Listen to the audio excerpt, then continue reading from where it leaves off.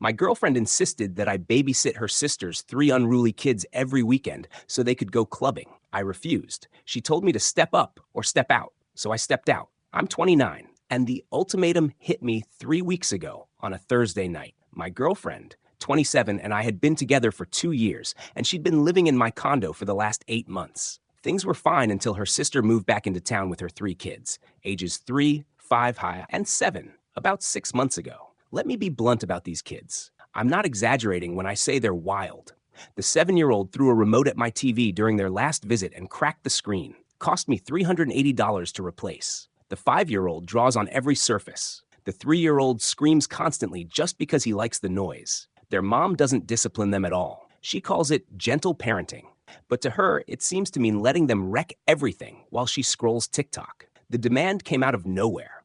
We were watching TV when my girlfriend suddenly said, completely serious, "My sister needs you to watch the kids every Saturday and Sunday." I stared at her. What? She and her boyfriend want to go clubbing on weekends. They want their social life back. The kids hold them back. I laughed because I thought she was joking. She wasn't. "You're off on weekends," she said. "You're just sitting around anyway." "I'm sitting around in my own home because I work 50 hours a week and need time to recharge." She dismissed that. "It's only 2 days. Step up. Be a man. Help family." "They're not my family," I replied. "We're not even engaged." Her expression went cold. "So that's how you see us? Not family." "That's not what I said," I told her. "I said I'm not babysitting 3 destructive kids every weekend just so your sister can party. She needs this. She's a single mom who's been through a lot. She has a boyfriend who apparently also wants to go clubbing instead of watching her kids. He's not their dad. He shouldn't have to, but I should. I'm not even related to them." She stood up with her hands on her hips.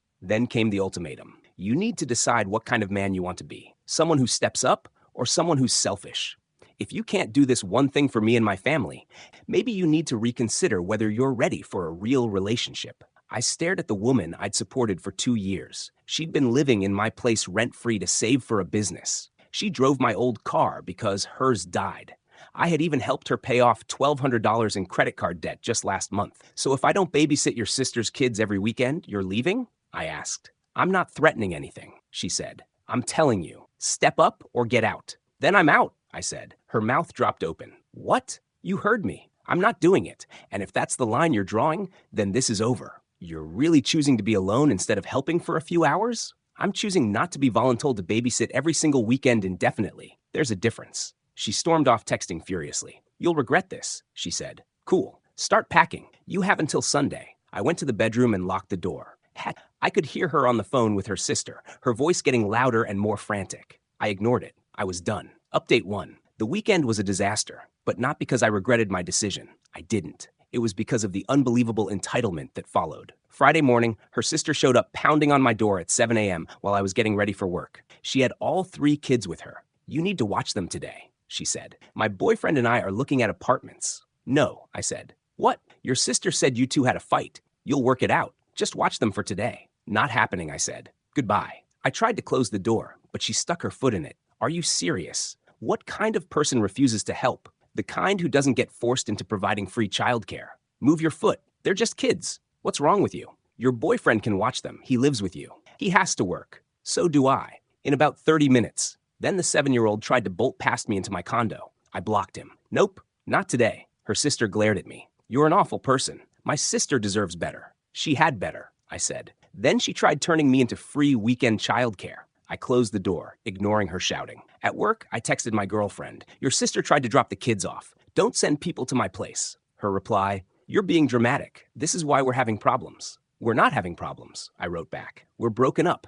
Get your things by Sunday or I'll pack them myself." No response. Saturday, I changed the locks and updated my building's front desk. My ex was no longer a resident and couldn't come upstairs without my approval. Sunday at 10 a.m., the building called. My ex, her sister, and their mom were downstairs. I let them up. Her items were already packed. Clothes, toiletries, her ridiculous pile of decorative pillows, even her unused yoga mat. All of it boxed by the door. They tried to walk in. I blocked them. "Boxes are here. You can take them." Her mom immediately said, "Young man, you can't just throw her out." "I didn't throw her out," I said. "She gave me an ultimatum. I chose. Now she has until the end of the day to pick up her belongings." My ex looked like she'd been crying. I almost felt bad until her sister chimed in. "This is insane. She only asked for a little help with the kids. She demanded I babysit every weekend indefinitely, I said. That's not a little help. That's free labor. They're kids. You're supposed to love them like family. I'm not family. We were dating. Past tense.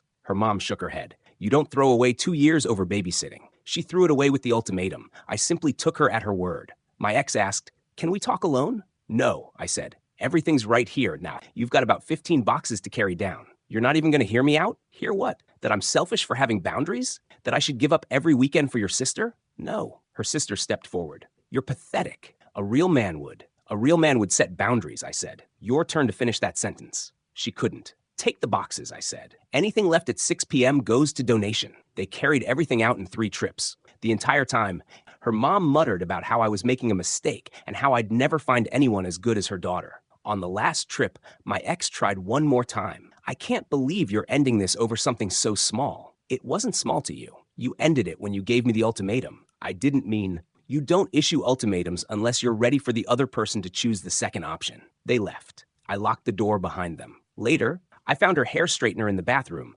tossed it in a box, and set it in the hallway with a note that said, forgot this. The rest of the day felt strange. Not sad, exactly. More like relieved. Like I'd finally put down something heavy. Update. Week 2 is when everything escalated. The entitlement reached a level I didn't think was possible. On Monday, her sister sent me a Venmo request for $400. The note said, childcare fees you should have paid. I declined it and added my own note. That's not how this works. She sent another request, this time for $600, with emotional distress in the description. Declined again. Then I blocked her on Venmo. Tuesday, my ex started calling nonstop, 23 calls from different numbers. I finally answered one. We need to talk about the car, she said. Ah, yes, the car. My old Honda Civic. I'd been letting her use it because her own car broke down 8 months ago and she couldn't afford a replacement. The title, registration, and insurance were all in my name. She'd promised to save up and buy it from me for $3,500. What about it? I asked. I need it for work. Then buy it. We agreed on $3,500. I'll sign the title over when you pay. I don't have $3,500. Then you don't have a car. You can't just take it. I've been driving it for months. Borrowing, I corrected. You were borrowing my car. Borrowing ends when we're not together. Bring it back by Friday or I report it stolen. Stolen? You can't report it stolen. You've had it with permission. I'm revoking that permission. Friday, 5 p.m. I hung up. She called 14 more times. I didn't answer. Wednesday, her dad entered the chaos. Somehow he got my work number, probably from her mom. He called and said, we need to discuss your behavior. Who is this? I asked. This is my daughter's father. You owe her an apology. I don't owe anyone anything. This conversation is over. You listen here. I hung up. He tried again. I sent it to voicemail. He left a long message about respect, manning up, and how his daughter deserved better. Deleted. Thursday, her sister showed up at my building again. The front desk called me first. I told them not to let her up. She threw a tantrum in the lobby, and security had to escort her out. She posted about it online, some dramatic rant claiming I was keeping her from her sister and showing my true colors. Friends sent me screenshots. Comments were split between sympathy and people telling her she wasn't entitled to access my home. I didn't reply, just saved the screenshots. Friday at 3 p.m., my ex texted from a new number. Can't bring the car today. Need more time. 5 p.m., I wrote. Not negotiable. You're being unreasonable. I need transportation. Uber exists. What if I can't make it? Then at 5:01, I report the car stolen. You wouldn't. Try me. At 4:57 p.m., she pulled into my building's garage. I met her there. She got out and threw the keys at me. They hit the pavement. You're awful, she said. Keys on the ground. Leave. She stood there, waiting for something. An apology, an invitation upstairs. Who knows? Can we please talk? Really talk, she asked. No, I said. You're just going to throw away 2 years? You threw it away the moment you gave me an ultimatum. It wasn't an ultimatum. I just needed you to step up or get out. Those were your exact words. And I got out. She started crying. Real tears this time, not the manipulative ones. I miss you. I miss us. Can't we work this out? Work out what? You still want me to babysit every weekend? She hesitated. Maybe just some weekends? No weekends. 0 weekends. I'm not free childcare for your sister's lifestyle choices. She needs help. Then she should ask her boyfriend, ask your parents, or pay a babysitter, not volunteer her sister's boyfriend. She stared at the ground. Ex-boyfriend. Correct. Because of your choice. I got in the car. She stood there in my rearview mirror crying as I drove off. I felt nothing. That's when I knew it was really over. Update. 3. Final 3 weeks later, things finally wrapped up. The harassment kept going for a few days. Her mom called twice more, getting more aggressive each time. She threatened to contact my boss and tell him what kind of man I was. I warned her that if she contacted my workplace, I'd file a harassment report. She hung up. Her sister tried again, too. She showed up at my usual coffee shop that Saturday morning. I don't know how she knew I'd be there. Likely my ex told her. She sat across from me without asking. "We need to talk," she said. "We don't," I replied. "You ruined my sister's life." "No, your sister's life is her responsibility, not mine. She's depressed, barely eating. This is your fault. She gave me an ultimatum. I made a choice. That's how ultimatums work. You could fix this. Just apologize." For what? For having boundaries? For not wanting to spend every weekend babysitting? She looked worn out, hair messy, dark circles, defeated posture. "Where are your kids right now?" I asked. "My boyfriend's watching them." "Why?" "So he can watch them on Saturday mornings." "Interesting." She blinked. "What does that mean?" "You said he shouldn't have to watch them because he's not their dad. Yet here we are, Saturday morning, and he's watching them. That's different." "How?" Because we live together. And I didn't live with them," I said. "You tried to assign someone else's time without asking. That's not how this works. You're twisting things." "No, I'm stating the obvious. You wanted free childcare. I said no. End of story. My sister loved you. Your sister loved having a boyfriend who she thought would babysit every weekend. When I didn't play that role, she gave an ultimatum. That's not love." She got up and left without saying anything else. The next significant development came from someone unexpected, her younger brother. He emailed me. "Hey man, just wanted to apologize for how my family's been acting. My sister told me everything, including the parts she left out when talking to my parents. The ultimatum was messed up, and expecting you to babysit every weekend is insane. My other sister, the one with kids, does this all the time. She thinks everyone should cater to her. You dodged a bullet. Good luck." I appreciated the message. Replied with a simple, "Thanks for reaching out." But the real closure came 2 days ago at the grocery store. I ran into my ex. She was with another guy, not her sister's boyfriend, someone new. We made eye contact, and she quickly looked away. The guy didn't notice. That's when I realized she'd moved on, or was trying to. And so had I. I'm not dating anyone, and I'm not rushing into anything. But I'm good. Better than good, honestly. My place is quiet. I come home to peace. My weekends belong to me again. I've been catching up on projects I'd ignored for months. Fixed the broken screen door. Painted the spare room. Just simple things. The financial side worked out better than I expected, too. She had been living rent-free for 8 months. I was paying her car insurance, $140 a month, and her phone bill, $65 a month. Since she was on my plan, I covered most groceries, the streaming services, and the day-to-day expenses. Doing the math, I was spending around $800 a month supporting her lifestyle. All of that is back in my pocket now. It feels good. The car situation wrapped up nicely as well. I sold the Honda a week ago for $4,200, more than I offered it to her for. I used part of that to pay for the TV she broke and still had money left over. Her sister sent me one last message yesterday from another number. "Hope you're happy. My sister's moving on. Found someone better." I replied, "Good for her. I'm happy too." And I meant it, not in a bitter way, but genuinely. Because the truth is, the ultimatum was a gift. It showed me exactly who she was and what she prioritized. She cared more about her sister's convenience than our relationship.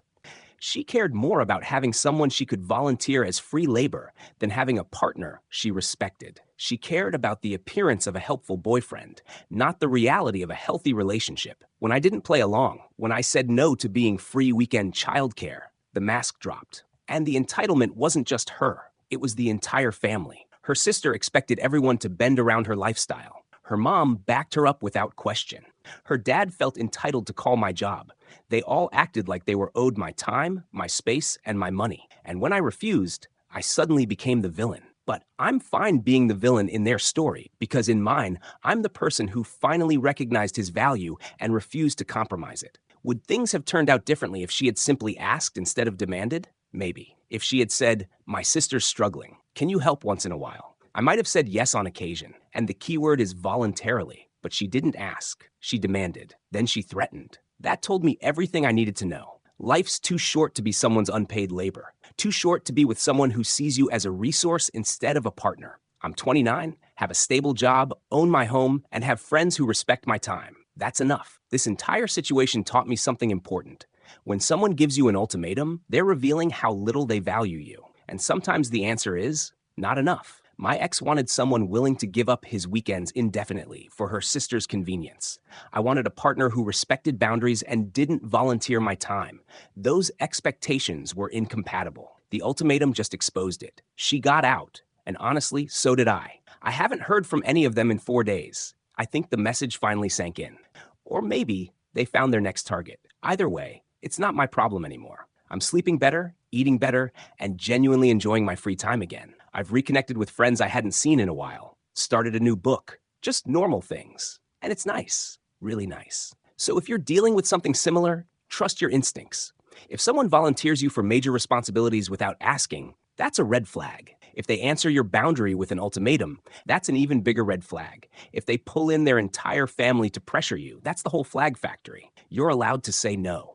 You're allowed to set boundaries. You're allowed to walk away from ultimatums. And if that makes you the villain in their story, so be it. Better to be the villain in someone else's version than the doormat in your own. End of update. End of situation. On to better things.